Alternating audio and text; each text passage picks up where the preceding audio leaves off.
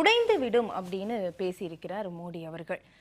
நிலையான ஆட்சி வேணும் அப்படின்னா அது பாஜகவால தான் முடியும், இந்தியா கூட்டணியால கண்டிப்பா முடியாது அப்படின்னு சொல்லியிருக்காரு. அதற்கு ஏத்த மாதிரி தான் உள்ளுக்குள்ள நிறைய முரண்பாடுகள் வந்துகிட்டே இருக்குதா?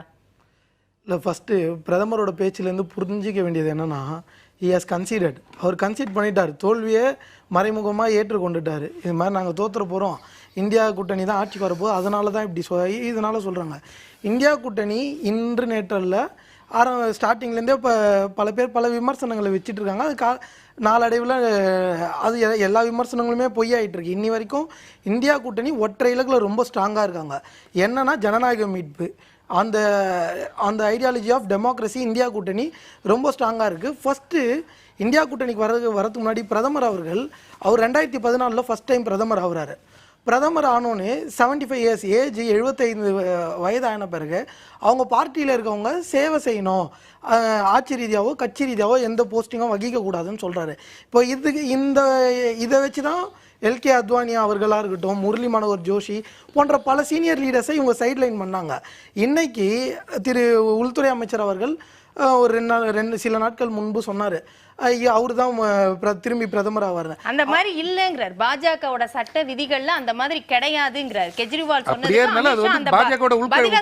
நீங்க ஓட்டு போட்டாலும் அடுத்த 5 ஆண்டுகள் பிரதமரா இருக்க போறது மோடி தான் அப்படிங்கிறாரு. இப்ப அவங்க வகுப்புவாத அரசியலை தூண்டுறாங்க பாஜக அப்படின்னு சொன்னா, இந்த பக்கம் இந்தியா கூட்டணியில இருக்கிறவங்க ஏன் இந்த மாதிரியான பேச்சுக்கள் பேசணும்? அடுத்து நீங்க போடுற ஓட்டு மோடிக்கு கிடையாது, அமித்ஷாவுக்கு தான் அப்படிங்கிறது இங்க இருக்கக்கூடிய பயமா? அப்போ இந்தியா கூட்டணியில உள்ள கட்சிகளுக்கு பயமா? வகுப்புவாத அரசியலை தூண்டுறது யார் பாத்தீங்கன்னா பிஜேபி தான். அதுவும் பிரதமர் பேசினதே ரொம்ப சுயமுரண்பாடு பேச்சுக்கள் அதிகமாக இருக்கும். ஒரு 2 நாள் முன்னாடி இந்து முஸ்லீம் பிரிவினைவாதத்தை பேசினா நான் பொது வாழ்வில் இருக்க தகுதியற்றவன்னு சொல்கிறாரு. அடுத்த நாளே 15% பட்ஜெட்டில் கொடுப்பாங்கன்றாங்க. முதல்ல இது ஒரு ரேஷனல் லாஜிக்கே இல்லாத, ஒரு ரேஷனாலிட்டியே இல்லாத ஸ்பீச்சு. நீங்கள் இந்தியாவோட கான்ஸ்டியூஷன் படி பார்த்தீங்கன்னா ஆர்டிக்கல் 112 படி பார்த்தீங்கன்னா ஒரு பட்ஜெட் தான் தாக்கல் செய்ய முடியும். இதில் எப்படி 2வது பட்ஜெட் வர முடியும்? அதே மாதிரி இன்னொன்று என்னன்னா, அவங்க இவர் சார் கூட சொன்னார், முதல்ல மைனாரிட்டிஸ்ன்ற சின்ன குழந்தைங்களுக்கு கூட தெரியும். மைனாரிட்டிஸ்ன்றது வெறும் முஸ்லீம்கள் மட்டும் இல்லை, முஸ்லீம்கள், கிறிஸ்துவர்கள்னு பல மதத்தை சேர்ந்தவர்களும் இருக்காங்க, லிங்குஸ்டிக் மைனாரிட்டிஸும் இருக்காங்க. எங்கள் தேர்தல் அறிக்கையிலையும் மேனிஃபெஸ்டோலையும் இருக்குன்னா, லிங்குஸ்டிக் மைனாரிட்டிஸில் இருக்கவங்களுக்கும் நாங்கள் கொடுத்துருக்கோம். லிங்குஸ்டிக் மைனாரிட்டிஸில் இருக்க கிட்டத்தட்ட 1000 சில்லற பாஷைகள் லிங்குஸ்டிக் மைனாரிட்டிஸில் வராங்க.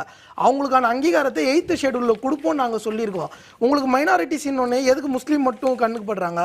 இதில் 15% பட்ஜெட் ஒதுக்குன்றாங்க. இதில் ரேஷனாலிட்டி இருக்கா?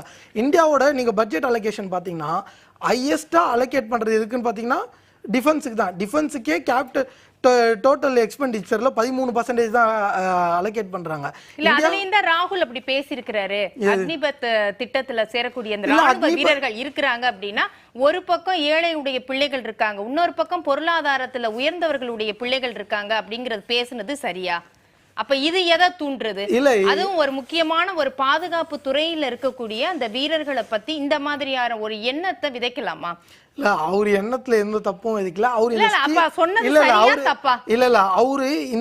இந்த அக்னிபத் ஸ்கீம்ல இருக்கிற ஃபிளாஸ் தான் எடுத்து சொல்றாரு. இது சொன்னது தப்பா, சரியா தப்பா? வீரபாண்டியன் அவர்கள்ட்ட சுருக்கமா நான் கேக்குறேன், இந்த கருத்து சரியா? ராகுல் காந்தி பேசினது ஒரு ராணுவ துறையில வீரர்கள் ஒரு பக்கம் ஏழைகளுடைய பிள்ளைகள் வீரர்களா இருக்கிறாங்க, இன்னொரு பக்கம் பொருளாதாரத்தில் உயர்ந்த இருக்கு, அங்க பாகுபாடு இருக்கு அப்படின்னு அவர் பேசுறாருல. இது எப்படி பார்க்கணும்னா, ஆபீசர்ஸ், ஹையர் ஆபீசர் இருக்காங்க பாருங்க, பெரிய உயர் பொறுப்பு. இந்த உயர்ப்பெல்லாம் மிடில், அப்பர் மிடில், செல்வந்த விட்ட பிள்ளை தான். சிப்பாய்கள் மிக சாதாரண ஏழைகளாக இருக்கிறாங்க.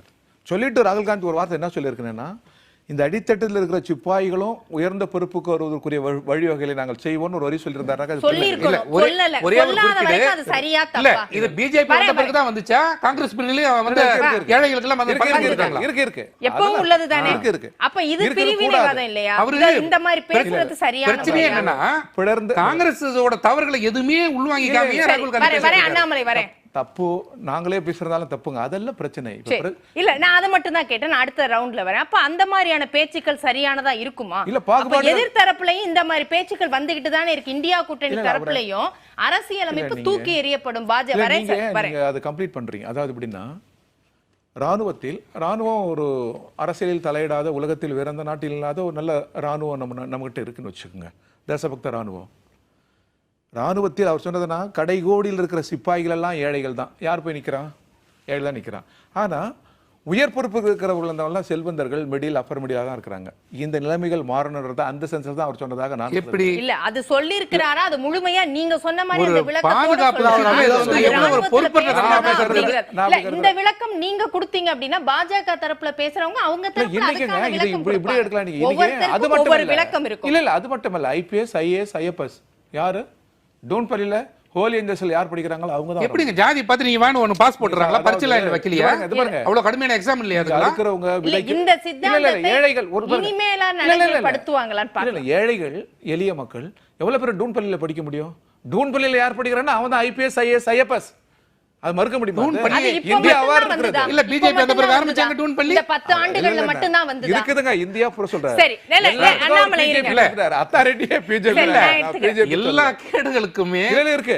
ஆதாரமா இருந்தது காங்கிரஸ் சரி, ஆட்சி தான். சரி. இல்ல இல்ல இல்ல, இன்றைய கேடுக்கு நீங்க ஒத்துக்கிறீங்களா? அத இந்த நிகழ்கால கேடுக்கு அதை சரி நீங்க பண்ணிட்டு வரோம் சார் நாங்க. நிகழ்கால rectify கேடுக்கு பண்றோம். நீங்க தான் சரி, நான் வரதராஜன் அவர்கள்ட்ட